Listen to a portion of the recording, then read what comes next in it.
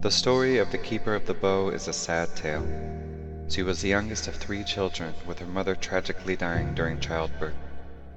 Her oldest brother died of a freak hunting accident when she was only 10 years old. Alandra's father, a man named Lucas, moved them to a small village called Green Pine, where he joined the King's Guard. 5 years later, during the Battle of the 3 Races, Lucas and his other son fought hard against the Drakens, but ultimately lost their lives. Now orphaned, Alandra was sent to live with an old lore master called Aradrel, deep in the northern woods. She was a bitter and hard old woman who shared little joy with the orphaned teenager. Aradrel taught Alandra how to survive in the wild and grow to be a strong and independent woman. 10 years went by as Alandra grew to be an expert huntress, with the bow being her weapon of choice.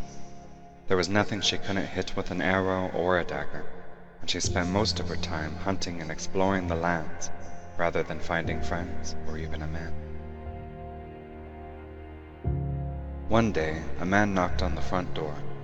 Lucas's best friend, an older man by the name of Satya, came to tell her that her father saved his life during the battle, and that he made a promise to find her and tell her just how much her father loved her. She thanked him and gave him a hug, which was something the standoffish Alandra rarely did. She didn't know it at the time, but Satya had recently been named Keeper of the Sword by the High God Cadian.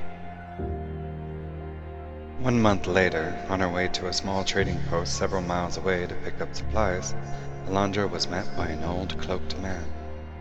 Startled, Alandra demanded that he reveal himself. As he did, he tossed aside the guise of an old man and revealed his true self as the High God and Creator of the world, Cadian.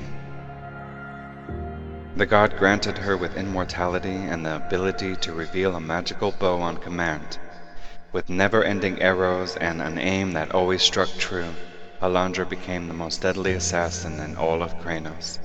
She would soon make her way to the capital city of Menethil to join the other keepers, including her father's oldest friend, Satya.